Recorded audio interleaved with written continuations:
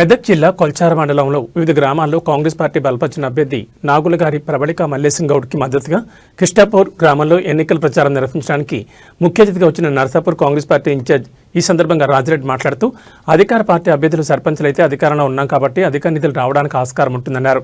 కిష్టాపూర్ గ్రామం చాలా వెనుకబడి ఉంది. కిష్టాపూర్ గ్రామానికి మెయిన్ రోడ్ నుంచి లింక్ రోడ్ కావాలని అభ్యర్థించారు.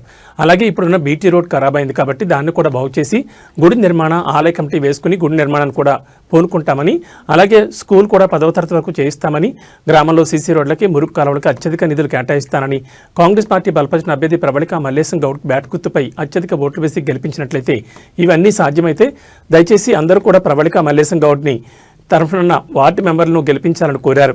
ఈ కార్యక్రమంలో సర్పంచ్ అభ్యర్థి ప్రబళిక మల్లేశం గౌడ్, మండల కాంగ్రెస్ పార్టీ అధ్యక్షులు నాగూర్గారి మల్లేశం గౌడ్, గ్రామ శాఖ అధ్యక్షులు పెద్ది శ్రీశైలం, 10 వార్డుల అభ్యర్థులు, కాంగ్రెస్ పార్టీ ముఖ్య నాయకులు, మాజీ పిఎస్సిఎస్ చైర్మన్ యూసఫ్ ది శ్రీనివాస్, మలికి ప్రవీణ్, నవీన్, రాజు, నాగరాజు, శ్రీనివాస్, యాదగిరి, పెద్ద ఎత్తున మహిళా కాంగ్రెస్ కార్యకర్తలు పాల్గొన్నారు.